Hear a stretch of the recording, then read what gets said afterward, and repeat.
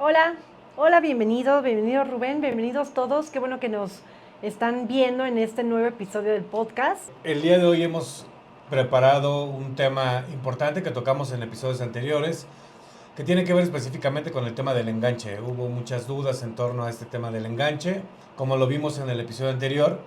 Dentro de todo lo que tenemos que considerar cuando estamos pensando o queremos comprar o iniciar el proceso de buscar una casa o buscar un crédito, el tema del enganche es fundamental y hoy abordaremos todo el episodio completo a este tema del enganche, ¿no?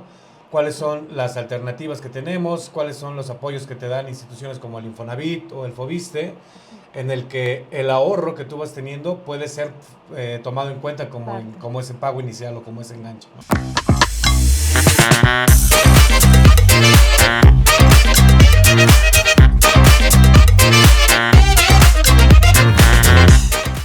A mí me gustaría iniciar un poquito platicando de qué es el enganche, sí, tecnicismos más coloquial para que nos puedan entender.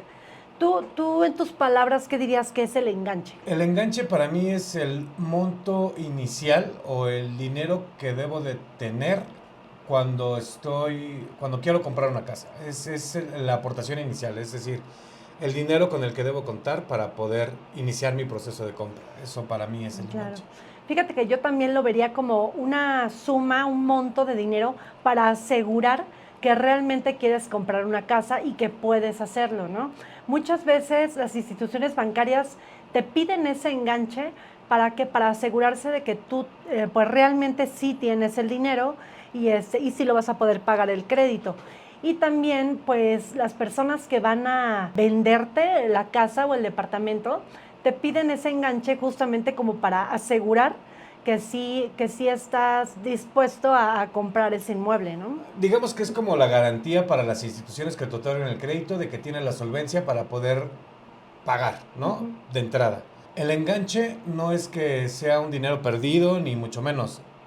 Es el pago inicial del precio de tu casa. Entonces, pues no es un dinero que vayas a perder o un dinero que no vayas a poder recuperar en caso de que decidas cancelar, pero sí es un tema que debes de tener muy claro de que no es un dinero perdido o es algo que vaya a desaparecer. No, no, tú debes de tener la certeza de que ese pago se toma como pago inicial de tu casa. Fíjate que también muchas personas pues estuvieron preguntando, oye, ¿y cuánto es el enganche? Por ley, ¿cuánto me deben de pedir? ¿Cuánto es el porcentaje? Pues realmente no hay un porcentaje o algo que por ley esté estipulado que digas, es que tienes que pagar mínimo este porcentaje, ¿no? La verdad es que no lo hay. Eh, las instituciones bancarias, como comentábamos, pues por lo regular te piden un mínimo de un 10% Correcto. para asegurar el crédito, ¿verdad? Sin embargo, no hay un porcentaje que esté estipulado por ley que diga, no, tú me tienes que pagar tanto. No, eso no es verdad. Todas las personas que cotizan para el Seguro Social reciben un descuento. Quincena a quincena, semana a semana, mes con mes, depende de cómo le paguen. Hay un descuento que son aportaciones al IMSS. Esas aportaciones se hacen dos partidas. Uno, lo que se va para la seguridad social, es decir, para que podamos contar con los servicios de salud. Y el otro que se destina principalmente para justamente el tema de la vivienda. El tener esa retención se va directamente a tener un fondo para que tú puedas en algún momento acceder a una vivienda. Y estas aportaciones se van directamente a ese fondo. Para las personas que trabajan en el Seguro Social se van principalmente al Afore, ¿no? Uh-huh. Y para los que los que trabajan para el gobierno, a las dependencias públicas, principalmente las personas que cotizan para el Fobiste, que es para los trabajadores del Estado, el Instituto de Seguridad Social para los Trabajadores del Estado, se van a la CONSAR, que es un tema similar a lo que es el Afore. Entonces, cada vez que a ti te tienes un pago, una parte de ese pago se destina a justamente crear un saldo de su cuenta de vivienda. Eso es, un saldo de su cuenta de vivienda, así tal cual, así se nombra. Entonces hay opciones de crédito que toman ese saldo de la su cuenta de vivienda y lo pueden dar o lo pueden tomar como ese pago inicial, como ese enganche. Es decir, entonces, si en este momento tú no tienes esa cantidad, pero tienes ahorrado, ya has trabajado 10, 20 años, 5, no sé, lo que sea, ese saldo de su cuenta se puede tomar como ese enganche. Entonces, sí hay opciones de financiamiento como el Cofinavit, por ejemplo, que sí te pueden dar el 100% del valor de la casa, entre el monto del crédito, tu subcuenta de vivienda y el monto de crédito que te presta la institución, en este caso el Infonavit, ¿no? La suma de los tres sí te puede dar el 100% del valor de la casa. Entonces, digo, hay alternativas, pero justamente lo que queremos en este episodio es derribar esos mitos y profundizar más en esos temas, ¿no? Porque, pues, algo de lo que preguntaban o de lo que decían dentro de lo que platicamos en el podcast es, bueno, entonces, si no tengo el 10% o el 20% no puedo comprar. La respuesta es, no es así, sí puedes comprar, solamente tienes que conocer cómo puedes comprar, ¿no? Y cuáles son esas alternativas a las que puedes acceder dependiendo de tu perfil. Recuerden que lo que hemos platicado nosotros es que lo más importante es conocer tu perfil hipotecario, ¿no? Y una vez que ya conoces tu capacidad máxima de compra, pues lo más importante ahora es que conozcas tu perfil hipotecario. De acuerdo, entonces yo creo que sí es importante diferenciar el enganche de un ahorro. En el episodio pasado estábamos platicando que pues sí es necesario tener un ahorro para los gastos, como son los gastos notariales, avalúo, etcétera, ¿no? Sí tenemos que tener ahí un ahorro contemplado. Sin embargo, hay que saber diferenciar el enganche. El enganche, bueno, pues es el porcentaje de que tú vas a pagar del inmueble como adelanto de inmueble. Correcto. No necesariamente estamos obligados a dar un enganche, no necesariamente. Sin embargo, sí quiero aclarar que el ahorro es completamente diferente de lo que tenemos que tener al enganche. Ajá. Porque, por ejemplo, como lo mencionas, en un crédito Infonavit, en un crédito donde estamos uniendo un banco con el Infonavit, a lo mejor sí nos van a cubrir el 100% del valor de la casa. Déjame hacer una aclaración en ese sentido. Mira, el tema del enganche no lo debemos, como dices, no lo debemos confundir con el tema del ahorro que debemos de tener nosotros, independientemente de todo, para todo el tema de los gastos notariales. Sin embargo, no quiere decir que no tengamos o no debamos de tener un enganche. El tema es de dónde provienen los recursos para ese enganche, ¿sí? O sea, sí o sí tenemos que dar un enganche y al final de cuentas, pues bueno, si tú adquieres a través de un crédito bancario, sí o sí necesitas tener el 10% por lo menos del enganche. O sea, sí o sí tienes que tenerlo. Existen otras opciones de financiamiento en las que ese ahorro se obtiene a través de las aportaciones que hace el patrón o que te descuentan directamente de tu nómina y se van a ese fondo que platicábamos, que era el saldo de la subcuenta de vivienda. Entonces, ese saldo de subcuenta, digamos que es un ahorro que tú ni siquiera ves hasta que no estás decidido a comprar una casa. Entonces, de entrada tú ya tienes ese ahorro. Entonces, ese ahorro te sirve como ese pago inicial o como ese enganche. Ahora bien, en créditos como el cofinanciamiento, el Cofinavit, sí te pueden financiar hasta el 100% del valor de la casa, a diferencia de un crédito bancario. ¿Por qué? Porque se une el crédito del Infonavit más el crédito del banco más el ahorro que tienes en tu subcuenta de viviendas. Entonces, ese ahorro que tienes en la subcuenta de vivienda, si es igual o mayor al 10%, entonces sí te alcanzará para pagar el 100% de la vivienda. Si tu subcuenta de vivienda no cubre ese 10% que se requiere, entonces tendrías que tener una diferencia. Siempre estamos obligados a dar un enganche. El tema es el ahorro o de dónde obtengo ese enganche. Todas las personas que trabajan para el sector privado, para el sector público, que cotizan al Seguro Social o al ISSSTE, tienen esa prestación, ¿no? En el que se va una cantidad de ese descuento, se destina justamente al saldo de la subcuenta de vivienda. Pero sí requerimos tener esa parte, ese tema del enganche, ¿no? Ese ahorro. Sí, ese ahorro, independientemente del ahorro que se requiera para todo este tema de los gastos notariales y de etcétera. todo ese tema. Pero, digo, este es un tema de los que no abordamos en el episodio anterior, por ejemplo, ¿no? En el que solamente dijimos, deben de tener considerado entre el 10% y el otro, pero ahora ya les estamos diciendo cómo o de dónde podemos tener ese ahorro que se requiere.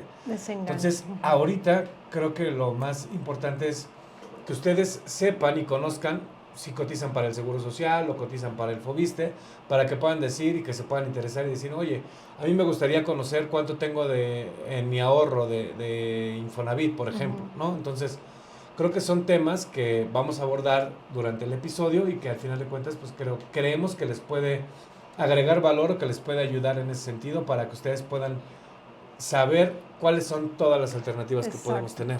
Y finalmente, bueno, creo que lo hemos estado tocando en todos los episodios. Ninguna persona, ninguna necesidad es igual a otra. Ninguna comprobación de ingresos es igual a otra. Entonces, sí podemos tocar el punto del enganche de manera muy general. Sin embargo, como tú bien comentas, pues es importante que cada persona busque o nos pida apoyo para revisar su perfil hipotecario y para darle todas las opciones. Habrá personas que dicen, ¿sabes qué? Yo sí tengo acceso al Infonavit. Otras que digan, yo sí tengo acceso al Foviste, y personas que no tienen acceso a ninguna Claro. de esas dos.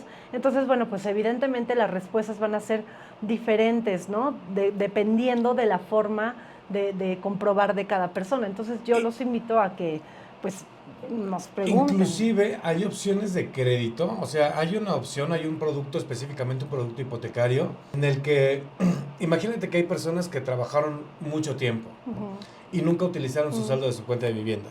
Y hoy en día existe un producto con una institución en el cual, si hoy tú ya no estás laborando, es decir, ya no tienes esa Ya no relación cotizas. laboral, ya no estás cotizando, ya no tienes, pero tienes acumulado un dinero en la subcuenta de vivienda, hay un producto hipotecario que pueden tomar ese dinero de la subcuenta de vivienda que tienes ahorrado y todo lo demás te lo puede prestar el banco. Entonces, sí existen otras alternativas a las que podemos acceder. Déjame ponerte un ejemplo para poderlo ver de una manera más sencilla. Imagínate que vamos a comprar una casa que cuesta $1,000,000 y tenemos un crédito que nos da el banco. El banco, si la casa cuesta $1,000,000, el banco solamente nos va a poder prestar $900,000 si es a través de un crédito financiado específicamente por la banca. Es decir, el nombre que Bancario quieran, puro. el color que quieran, ¿va? Un bancario tradicional solamente te va a prestar hasta $900,000. Tú tendrías que tener ese ahorro de los $100,000 para el enganche, más entre un 5 y un 8%, 9% para el tema de los gastos notariales. Vamos a hacer ese mismo ejemplo en el tema de Infonavit. Una casa que cuesta $1,000,000 y tú tienes en tu subcuenta de vivienda $100,000, ¿sí? O $150,000. Entonces, el Infonavit de entrada te va a prestar $850,000 y el saldo de su cuenta de vivienda va a ayudar a amortizar esos $150,000. Por lo tanto, pues tu mensualidad va a ser menor a los $10,000 de entrada. Y segunda, va a tomar una parte para poder cubrir lo que te haga falta de la vivienda y otro porcentaje se va a ir a pagar parte de los gastos notariales. Entonces, ahí es un doble beneficio, porque en el tema del Infonavit una cantidad se destina para los impuestos y los gastos de titulación y otra cantidad se destina para pagar la diferencia en la parte del crédito, ¿no? Vamos a hacer otro ejemplo. Este mismo caso de una casa de $1,000,000 con un cofinanciamiento. Llámese Infonavit o Foviste, ¿no? Los financiamientos que existen. Tú tienes una casa que cuesta $1,000,000. El Infonavit te va a prestar $300,000 más los $150,000 que tienes en tu subcuenta de vivienda. Eso nos da $450,000.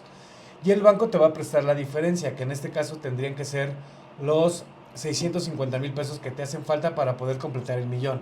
Entonces, la suma de tu crédito de Infonavit más tu crédito del banco, que son $650,000, la mensualidad, la suma de ambas, te quedaría una mensualidad aproximada entre $10 y $11,000. Y evidentemente este 10% que está en la subcuenta de vivienda, que es un poquito más, te sirve para exactamente lo mismo.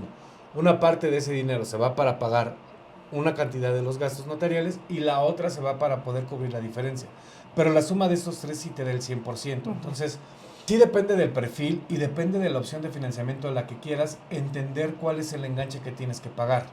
Entonces, sí es sumamente importante pues que te acerques con nosotros y que pues, cualquier duda, oye, yo no sé, soy una persona física con actividad empresarial, pero en algún momento coticé, acércate con nosotros y entonces ahí vas a poder descubrir justamente cuáles son las opciones de financiamiento a las que puedes acceder, ¿no? Exacto. Incluso, bueno, pues hay personas que, por ejemplo, los doctores, ¿no? Que en este caso a lo mejor y trabajan para el IMSS y también trabajan para el ISSSTE.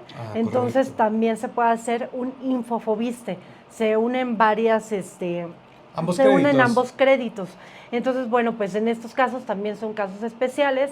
Y bueno, nosotros te podemos ayudar a ver realmente todas esas opciones para ver la que más te convenga y, como dice Rubén, de acuerdo a las necesidades de cada persona. Habrá personas que digan, yo sí tengo para el enganche, yo no tengo para el enganche, entonces pues vamos a ver qué posibilidades hay de que se pueda acercar una opción a su conveniencia. Justo, en ese producto que comentas, que ahí se obtiene lo mejor de los dos mundos, Exacto, ¿no? Como dicen. Sí.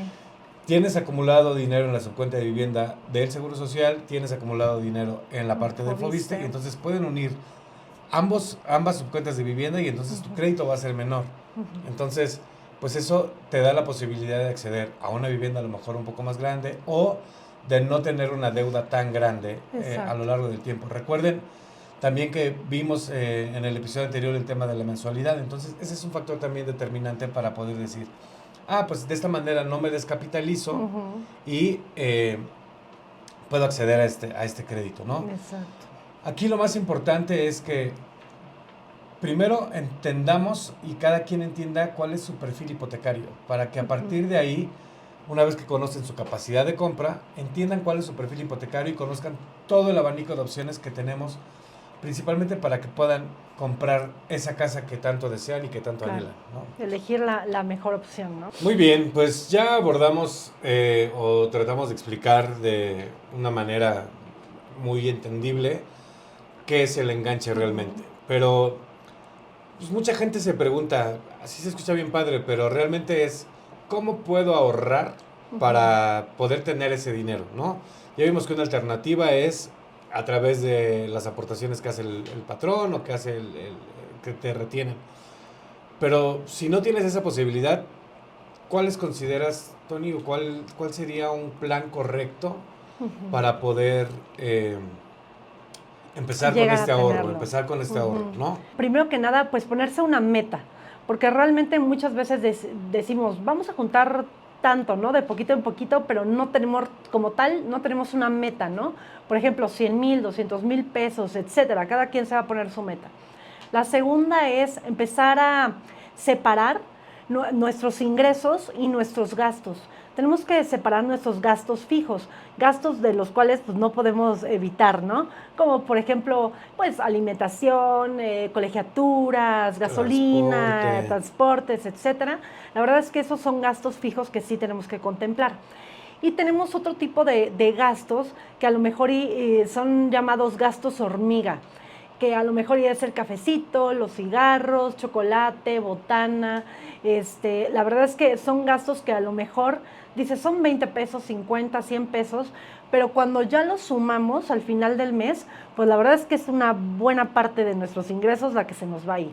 Entonces, sí tenemos que separar ese tipo de gastos para empezar a darnos cuenta realmente cuánto es lo que estamos gastando en esos gastos hormiga. La segunda cosa que yo haría es apartar un porcentaje de mi ingreso, ya que consideramos, ¿sabes qué? A lo mejor yo me estoy gastando 3,000 pesos al mes en gastos hormiga.